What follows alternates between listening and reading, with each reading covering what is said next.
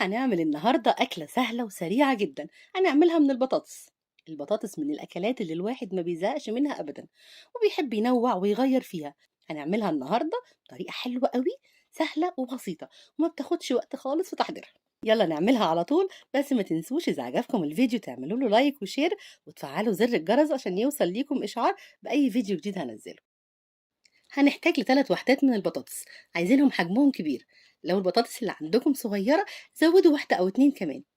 هنقشرهم ونقطعهم مكعبات متوسطة، مش صغيرة قوي عشان ما تستويش مننا، ولا كبيرة عشان تستوي كويس.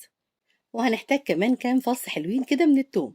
هنضغط عليهم بس ضغطة جامدة عشان يتفتحوا شوية. وفي طاسة هنحط معلقة كبيرة من زيت الزيتون، أو ممكن تحطوا زيت نباتي اللي موجود استعملوه. يسخن وهنحط فيه التوم. هنهدي النار على الآخر، عايزين التوم يتشوح في الزيت ويطلع ريحته الحلوة على نار هادية. وأول ما ياخد اللون الذهبي الحلو ده هنقلبه على الناحية التانية برضو ياخد اللون الذهبي ده. عايزين تبقى النار هادية قوي علشان يطلع ريحته كلها في قلب الزيت. هنشيل التوم من الطاسة وهنزود معلقتين كمان كبار من الزيت، وهنحط فيهم البطاطس. هنخلي النار برضو هادية، مش هنعليها. كل ما البطاطس تتحمر على نار هادية وتشرب من ريحة التوم اللي في الزيت، هتطلع مقرمشة من بره ومن جوه طرية وطعمها حلو جدا. أهم حاجة مش عايزين نقلب كتير عشان ما تتهريش. أول ما تاخد لون من تحت نقلبها تتحمر كلها. وعلى بال ما البطاطس تتحمر، تعالوا نقطع شوية خضار بسيط كده نحطه معاها. هنحتاج لبصلتين كبار هنقطعهم شرايح رفيعة، وفلفل أحمر واحدة أو اتنين حسب حجمهم، برضه هنقطعهم شرايح رفيعة. وقبل ما نشوف هنعمل ايه في البصل والفلفل، هنبص بص على البطاطس. نقلبها بالراحة على الناحية التانية ونسيبها تكمل تحمير براحتها. وفي طاسة تانية على النار هنحط شوية صغيرة من الزيت، وهنحط فيهم البصل. الأكلة دي كلها لازم تستوي على نار هادية علشان ناخد منها أحلى طعم. هنهدي النار، عايزين البصل يتشوح ويدبل بس من غير ما يغير لونه. عايزينه أبيض شفاف زي ما هو. البصل لما يتعمل على نار هادية بيبقى مسكر ومكرمل بس من غير ما ياخد لون، غير لما يتشوح على نار عالية الطعم بيبقى مختلف تماما.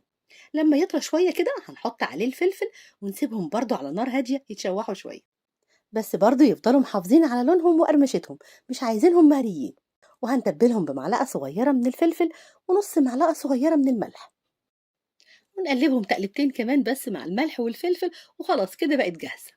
والبطاطس كمان اتحمرت وبقت جاهزة. احنا حمرنا كمية البطاطس دي كلها في 3 معالق بس من الزيت، وطالعة مقرمشة من بره ومن جوه طرية، بجد طعمها رائع. أهم حاجة إن احنا نسويها على نار هادية وما نقلبهاش كتير. هنتبلها بقى بنص معلقة صغيرة من الملح، ومعلقة صغيرة من البابريكا والزعتر. هنقلبها تقلبتين بس مع التوابل دي، وكده خلاص بقت جاهزة. ممكن بقى تقلبوهم كلهم مع بعض، البطاطس مع البصل والفلفل كله مع بعضه، أو تعملوهم طبقات بالشكل ده، طبقة من البطاطس مع طبقة من الخضار. واختياري للي حابب هنحط شوية من الجبنة المبشورة على الوش، وهندخلها تحت الشواية 4 أو 5 دقايق بس. وكده خلاص بقت جاهزة. هنرش بقى رشة بقدونس على الوش، وكله أحلى بطاطس. طعمها رائع، لازم تجربوها فعلا عشان تدوقوا الطعم الحلو ده. وبألف هنا على قلوبكم مقدما، وأشوفكم على خير.